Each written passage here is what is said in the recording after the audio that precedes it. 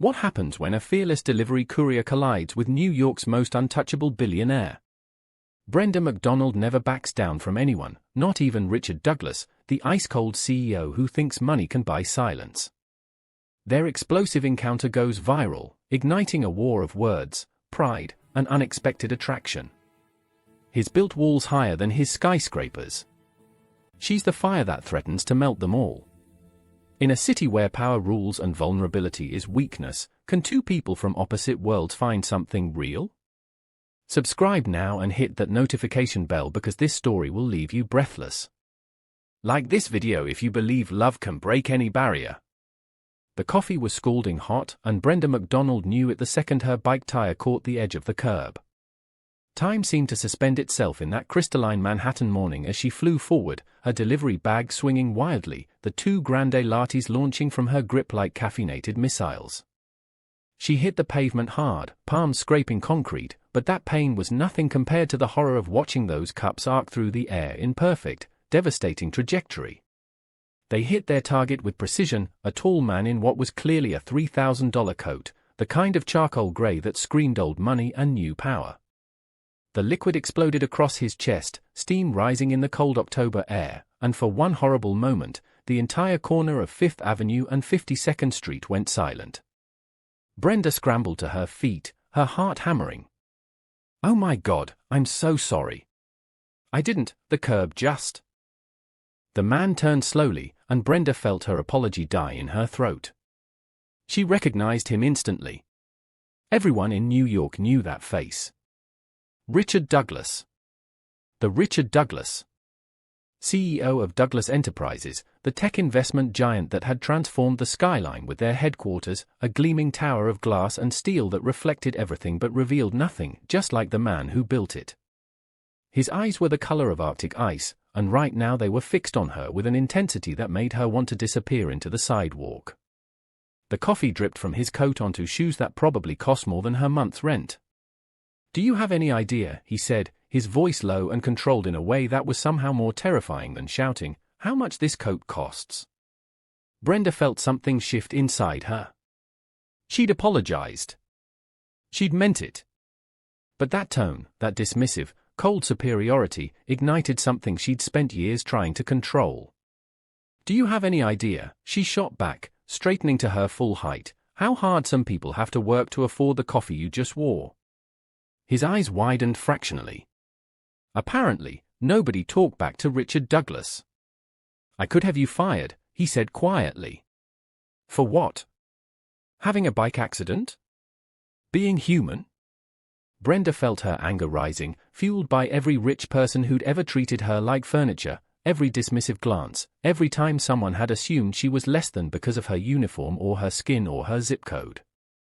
Maybe if you looked where you were going instead of assuming the world will just move out of your way, you'd see the actual people who make your perfect little empire work. A crowd had gathered. Phones were out. Brenda's stomach dropped as she realized what was happening, but she couldn't seem to stop herself. Richard's jaw tightened. "You're a careless nobody who just ruined a $5,000 coat. And you're a cold," Brenda caught herself, breathing hard. The phones were everywhere now, little red recording lights blinking like demon eyes. "You know what? Keep the coat. Consider it a souvenir of the day you remembered poor people exist." She grabbed her bike, her hands shaking, and pedaled away before he could respond, before she could see his expression, before the full weight of what she'd just done could crush her completely. Behind her, Richard Douglas stood frozen on the corner, coffee-stained and speechless, while the video that would change both their lives uploaded to social media at the speed of light. By the time Brenda got home to her cramped apartment in Queens, the video had 3 million views. By evening, it was trending nationwide. "Delivery girl destroys billionaire" read one headline. "Ice King meets his match" proclaimed another. Her phone wouldn't stop buzzing with messages from friends, strangers, reporters wanting comments. "Bren, you're famous." Her younger brother Marcus burst into her room, his phone thrust forward showing clip after clip of the confrontation, each one edited differently, some with dramatic music, others with commentary praising her courage or condemning her rudeness. "I'm fired is what I am," Brenda groaned, flopping onto her bed. Oh God, Marcus, what did I do? I just shouted at Richard Douglas in front of half of Manhattan. You stood up for yourself, Marcus said, sitting beside her. That's what you did. And honestly? He deserved it. That a careless nobody line? Who says that? A billionaire who's probably already called my boss to have me blacklisted from every delivery service in the city. Brenda's phone rang again. Her supervisor. She answered with dread pooling in her stomach. Brenda, what the hell?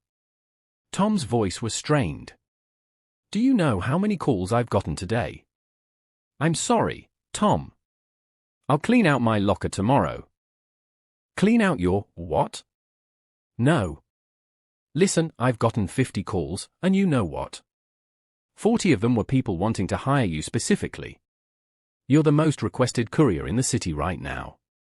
That stunt made you a folk hero. Brenda sat up slowly. What? People love that you told off Richard Douglas. Half the city has wanted to do it for years. You're getting a raise and a promotion to senior courier. And Brenda? Douglas Enterprises just became our biggest client. Guess who they requested to handle their account? The call ended, leaving Brenda staring at her phone in disbelief. Marcus was grinning. See? Sometimes the universe rewards honesty. But Brenda felt a knot of dread forming. She'd have to face him again.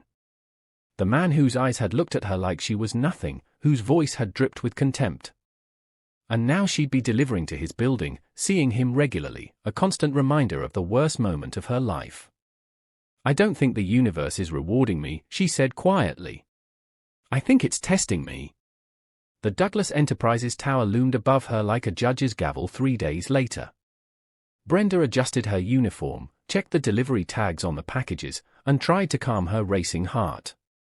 She'd done 73 deliveries to this building before the incident. It was just another job. Just another building. Just another. Ms. McDonald. She froze in the lobby. That voice. She turned slowly to find Richard Douglas standing by the elevator bank, looking exactly as immaculate and untouchable as before, except now he was wearing a different expensive coat and an expression she couldn't quite read. Mr. Douglas. Her voice came out steadier than she felt. I understand you'll be handling our company's deliveries moving forward. That's correct. They stared at each other, the memory of coffee and accusations hanging between them like smoke. The lobby was emptying for lunch, leaving them in a bubble of uncomfortable privacy. I want you removed from the account, he said finally. Something flashed through Brenda, hurt, anger, vindication that he was exactly as petty as she'd thought. Of course you do. I don't work with people who disrespect me. And I don't grovel to people who think money makes them better than everyone else. The words escaped before she could stop them. So much for keeping her head down. Richard's eyes narrowed. You have quite the mouth on you. You have quite the ego on you. For a long moment, neither spoke. Then, impossibly, something that might have been respect flickered across his face before the ice closed over it again. Catherine, he called out. A woman in her 50s appeared from around the corner, clearly having been waiting. Remove Ms. McDonald from our delivery roster. No, Catherine said simply. Both Brenda and Richard stared at her. Excuse me. Richard's voice had dropped to that dangerous quiet. Ms. McDonald is the most efficient, reliable courier in the city. Her record is impeccable. She's never late, never damaged a package, and has a customer satisfaction rate of 98%. I'm not removing her because you two had a personal altercation. Catherine smiled pleasantly. Sir. Richard looked like he was mentally calculating whether he could fire his assistant of 15 years over this. Apparently, he decided he couldn't. Fine, he said through gritted teeth. But I don't want to see her. That works perfectly, Brenda interjected, because I don't want to see you either. She grabbed her delivery cart and headed for the service elevator, feeling his eyes boring into her back the entire way. When the doors finally closed, she let out a breath she hadn't realized she'd been holding. This was going to be a very long contract. Over the next 2 weeks, Brenda and Richard perfected the art of avoiding each other. She learned his schedule, timing her deliveries for when he was in meetings. He apparently did the same, because she never encountered him again despite visiting the building twice daily. But avoidance didn't mean absence. She felt him everywhere in that building, in the cold efficiency of the design, in the nervous energy of employees who jumped at shadows, in the way people spoke his name with equal parts reverence and fear. "Is he always like that?" she asked Catherine one afternoon while waiting for a signature on a package. Catherine looked up from her computer, then glanced around before answering. "Like what?" "Cold. Controlled. Like he's made of ice instead of actual human parts." Catherine's expression softened. He wasn't always that way. When he first started Douglas Enterprises, he was different. Warm, even. Believed in people, trusted easily. She paused. Then his business partner, someone he considered his best friend, embezzled millions and tried to tank the company. Richard lost almost everything. He rebuilt from nothing, but something in him changed. He stopped trusting. Stopped letting people close. Brenda felt an unexpected pang of sympathy. That doesn't excuse being cruel. No, Catherine agreed. But it explains it. He's scared, though he'd never admit it. Scared of being vulnerable again. Scared of losing control. So he stays cold, stays distant, stays alone. The conversation haunted Brenda for days. She'd been so sure Richard Douglas was just another rich jerk drunk on his own power. But Catherine's words painted a different picture, a man who'd been hurt and had armor-plated his heart in response. She was thinking about this 2 weeks later when she made a late-night delivery to the building. It was past 9, the lobby was empty, and she was exhausted from a double shift. She just needed to drop these documents in the executive office mailroom and go home. The lights were still on in the executive suite. That was unusual. She could hear voices, no, one voice. His voice. She shouldn't have stopped. Shouldn't have listened. But something in his tone made her pause outside the partially open door. "Mother, I'm not having this conversation again." He sounded tired in a way she'd never heard. "You made your choice 20 years ago when you walked out. You don't get to waltz back in now that the company is successful and pretend you care." Silence. He was on the phone. "No. No, you don't understand. I needed you then. When Dad died and everything was falling apart, I needed you. I was 17 years old, and you chose your new life over your son." His voice cracked slightly. "So don't call me on my birthday asking to reconnect. Don't send cards at Christmas. You made it very clear I wasn't worth staying for." Brenda's heart clenched. She should leave. This was private, painful. "Goodbye, Mother." She heard something slam, a phone, maybe, or a fist on a desk. Then silence. Then a sound that made her chest constrict, a single, broken sob. Brenda stood frozen, her hand on the mailroom door, torn between respecting his privacy and the overwhelming urge to do something, anything, to comfort the broken sound coming from that office. Before she could decide, she heard movement. Footsteps approaching. She quickly ducked into the mailroom, depositing her packages with shaking hands. When she emerged, Richard was standing in the hallway. They stared at each other. His eyes were red-rimmed but dry now, his expression shocked, then mortified, then defensive. "How long were you standing there?" "I just arrived," she lied immediately. "Just dropping off packages." He didn't believe her. She could see it in his face. But something strange happened. Instead of anger, instead of that cold dismissal, his shoulders just sagged slightly. "It's late," he said quietly. "You should go home." But Brenda couldn't seem to make her feet move. They were alone in this hallway, this cold glass and steel monument to his success, and he looked so unbearably human in that moment that her anger from weeks ago evaporated like morning dew. Are you okay? The word slipped out. He laughed, a hollow sound. What do you care? I don't know, she admitted. But I'm asking anyway. Richard looked at her for a long moment, something shifting behind those ice-blue eyes. No, he said finally. I'm not okay. But I will be. I always am. That's not the same thing. It's close enough. He moved to walk past her, then stopped. Miss MacDonald. Brenda. Just Brenda. Brenda. Her name sounded different in his mouth. Softer. That day we met. I was cruel. He struggled with the word. I'm sorry. She hadn't expected that. Hadn't expected the sincerity in his voice or the vulnerability in his eyes. I'm sorry I yelled at you in front of half of Manhattan. I deserved it. Yeah, she smiled slightly. You kind of did. For the first time, she saw Richard Douglas smile. Not the cold corporate smile from magazine covers, but a real smile that reached his eyes and transformed his entire face. He looked younger, lighter, almost approachable. Why are you still here this late? She asked. I could ask you the same thing. Double shift. Trying to save money to start my own logistics company someday.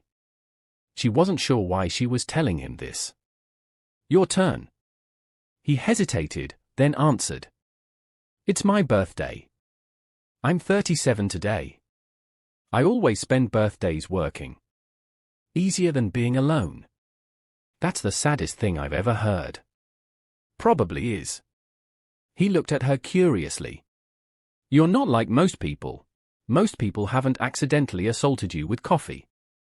That earned another smile, and Brenda felt something warm bloom in her chest. This was dangerous. This feeling of connection, of seeing past the ice to something real underneath. She needed to leave. I should go, she said. Yes, he agreed, but neither of them moved. The moment stretched, fragile and electric, before the elevator dinged and broke the spell. Brenda mumbled goodbye and fled, her heart pounding in a way that had nothing to do with fear anymore. Behind her, Richard stood in the empty hallway, touching his chest where her hand had briefly rested, wondering why it felt warm for the first time in years. After that night, everything changed and nothing changed. They still avoided direct contact, but now there were small gestures. A coffee, delivered carefully, left on the reception desk with her name on it. A bonus added to her delivery payment with a note, for efficiency.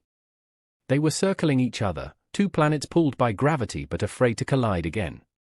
Catherine noticed, of course. He asks about you, she told Brenda one afternoon. Tries to be casual about it, but I've known him long enough to see through it. You've gotten under his skin. That's ridiculous, Brenda protested, even as her heart did a traitorous flip. We've barely spoken. Sometimes the barely is what matters. Catherine winked. He's different lately. Softer somehow. Yesterday he actually asked how my grandson's soccer game went. Richard Douglas asked about my grandson. That's unprecedented. Brenda tried not to think about it. Tried not to wonder what it meant. She had enough to focus on. Her brother Marcus had finally finished his delivery app prototype and was looking for investors. She'd been helping him prepare his pitch, spending her few free hours coding and testing. She was so absorbed in her phone, reviewing Marcus's business plan while waiting in the Douglas Enterprises lobby, that she didn't notice someone approaching until a shadow fell across her screen. That's an interesting algorithm. She looked up to find Richard standing over her, actually looking interested rather than annoyed for once. My brother's project. He's developing a delivery app that optimizes routes using machine learning. May I? He gestured to the seat beside her. Brenda hesitated, then nodded. Richard sat, and she became acutely aware of how close he was, the scent of his cologne, the way his shoulder almost brushed hers as he leaned in to look at the screen. This is impressive, he said after a moment. The code is clean, efficient. Who's funding it? No one yet. He's been applying to investors but... She shrugged. Young black kid from Queens with a startup idea? Not exactly their target demographic. Richard's jaw tightened. That's short-sighted. This has real potential. He looked at her. Would he be interested in a meeting with Douglas Enterprises? We invest in promising tech startups. Brenda's breath caught. You're serious? I'm always serious about business. But his eyes were warm. Have him send his full proposal to Catherine. I'll review it personally. Why would you do this? The question hung between them. Richard's expression became unreadable again. Because it's good business. Because your brother has talent. Because? He paused. Because I want to. Their eyes met and held. Brenda felt like she was falling, like the world had tilted and she was sliding toward something inevitable and terrifying and exhilarating all at once. Thank you, she whispered. Don't thank me yet. I haven't said yes. But there was a smile playing at his lips. Though I have a feeling I will. He stood to leave, then turned back. Brenda? Would you have dinner with me? Her heart stopped. What? Dinner. Tomorrow night. There's a restaurant I think you'd like. He looked uncertain for the first time since she'd known him. Unless you'd rather not. I understand if. Yes, she heard herself say. Yes, I'll have dinner with you. His smile could have lit up the entire building. I'll pick you up at 7. He walked away, leaving Brenda staring after him in shock. She'd just agreed to dinner with Richard Douglas. With the Ice King himself. With the man she'd covered in coffee and shouted at in public. Catherine appeared beside her, grinning like a cat with cream. I knew it. Don't, Brenda warned, but she couldn't stop smiling. Don't make this a thing. Oh honey, it's already a thing. A very big thing. The restaurant was quiet, elegant, and thankfully not too ostentatious. Richard had chosen well, upscale enough to feel special, intimate enough to actually talk. Brenda had agonized over what to wear, finally settling on a simple black dress that Marcus swore made her look stunning. Richard stood when she approached, and she saw something flicker in his eyes, appreciation, warmth, something that made her stomach flip. You look beautiful, he said simply. You look less coffee-stained than last time I saw you in formal wear. He laughed, and the sound was becoming familiar now, less shocking each time she drew it from him. They sat, and suddenly Brenda felt nervous in a way she hadn't anticipated. I don't do this, Richard said quietly, as if reading her mind. Dating, I mean. I haven't, this is the first real date I've been on in 5 years. That's sad. It's safe. Are those the same thing? He considered this. I always thought so. Now I'm not sure. He looked at her directly. You scare me, Brenda MacDonald. Good, she said, surprising herself. You should be scared. Feelings are scary. Is that what this is? Feelings. I don't know what else to call it. This thing where I can't stop thinking about you even though you drive me crazy.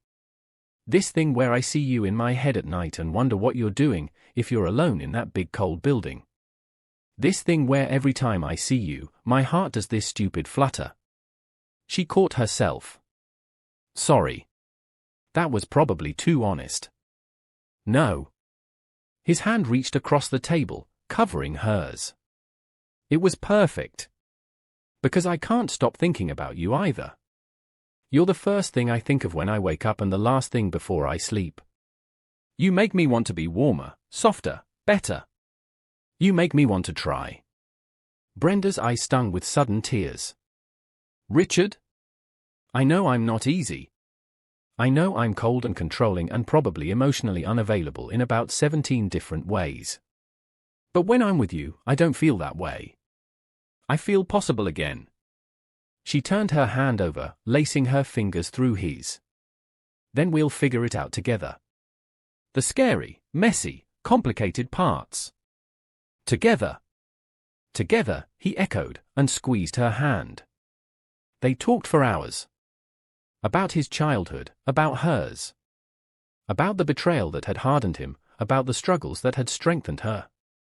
About dreams and fears and the surprising ways life intersects with intention. The restaurant staff eventually had to gently remind them they were closing. Outside, snow had started to fall, the first snow of the season, fat flakes drifting down through the streetlights.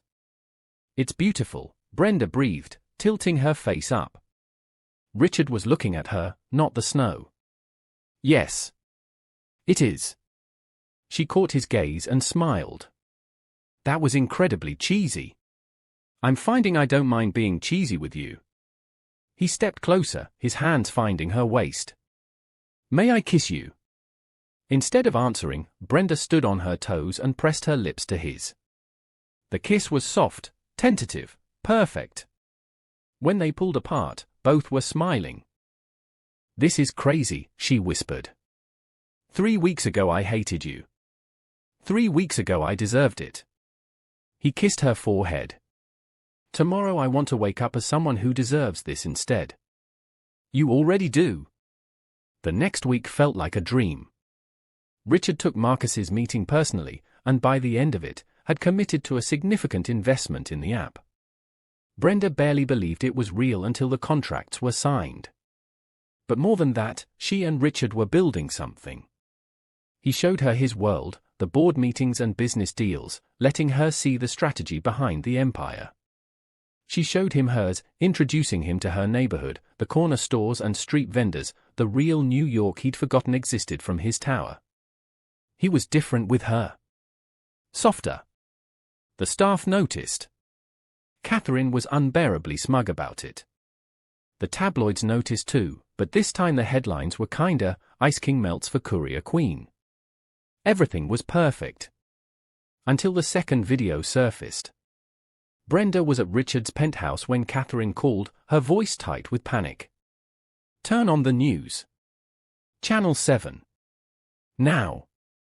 The video was old, from that first confrontation, but edited differently. Chopped and spliced to remove context, make Richard look like he was making racist comments, make Brenda look like she was exploiting the situation for money. It was vicious, calculated, designed to hurt both of them. The media exploded. Within hours, think pieces were flying. Board members were calling. Protesters appeared outside Douglas Enterprises. Brenda's social media filled with hateful messages accusing her of being a gold digger, a liar, a manipulator. "I have to fix this," Richard said, his face pale but determined. "How?" Brenda felt sick. "They've already made up their minds. Then I'll unmake them." He grabbed his phone. "I'm calling a press conference." "Richard, no. You're bored." "I don't care about the board. I care about you. I care about the truth." His eyes met hers. "I care about us. There might not be an us after this. Then I'll fight until there is again." The press conference was brutal.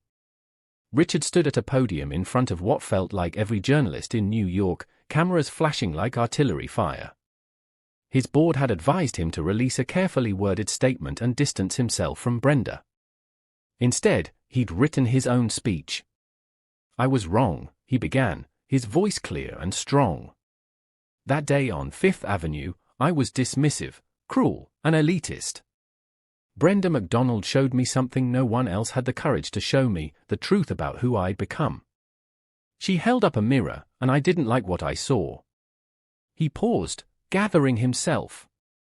"That young woman is one of the most intelligent, hardworking, and genuine people I've ever met. She's not using me. She's not manipulating anything. If anything, I'm the one benefiting from knowing her. She's made me want to be a better person, a better leader, a better man." Brenda watched from the wings, tears streaming down her face. "I know some of you are wondering why I'd risk my reputation for a relationship. The answer is simple: what good is a perfect reputation if you're alone behind it? What's the point of building an empire if you're too cold to enjoy it?" Brenda reminded me that warmth exists. That connection matters. That being human is more important than being powerful. He looked directly at the camera, as if speaking only to her. I love her. And if that costs me investors or board members or my spotless image, then they weren't worth having in the first place. The room erupted. Questions flew. But Richard just stepped away from the podium, walked directly to Brenda, and pulled her into his arms. What did you just do? She whispered against his chest. Something I should have done a long time ago. Chose what matters. The fallout was significant.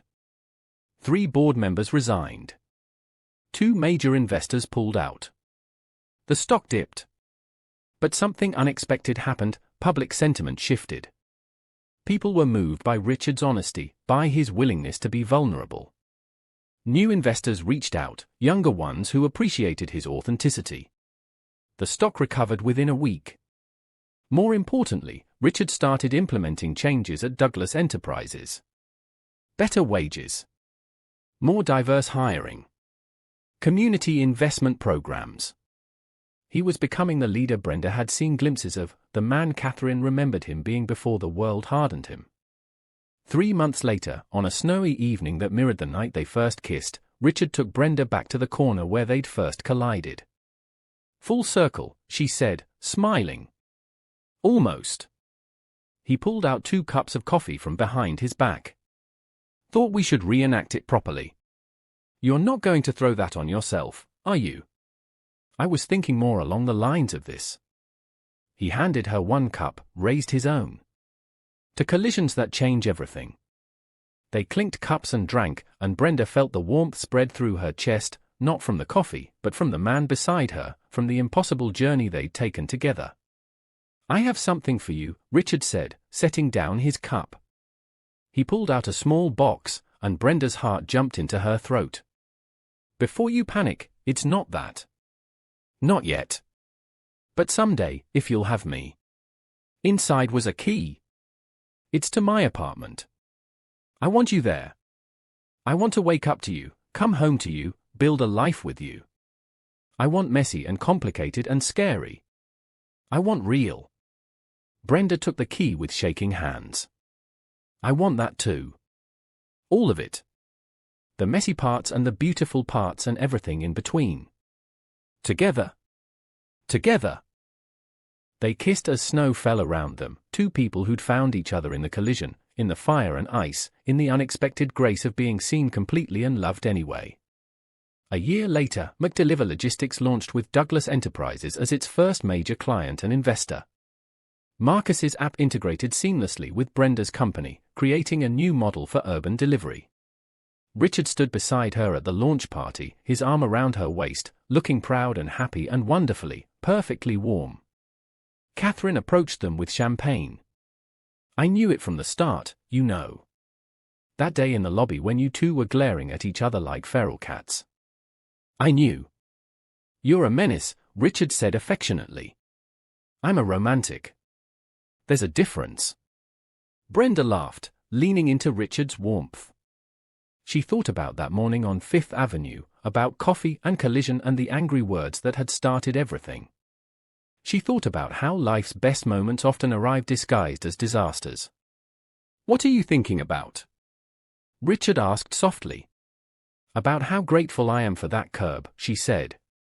About how the best thing that ever happened to me started with the worst moment of my day. Same, he said, kissing her temple. Every day, the same. As the party continued around them, as their friends and family celebrated this new beginning, Brenda and Richard held each other close, 2 former enemies who'd found their way home through honesty, vulnerability, and the courage to melt. Outside, the city glittered with possibility, cold and warm existing together, just like them. If you loved Brenda and Richard's journey from coffee-stained enemies to soulmates, don't forget to hit that subscribe button and turn on notifications. We have more incredible love stories coming your way. Drop a comment telling us your favorite moment from their story, and smash that like button if you believe in second chances and love that transforms. Share this with someone who needs to remember that the right person can melt even the coldest heart. New stories drop every week, so subscribe now and never miss a moment of romance, drama, and that perfect happily ever after.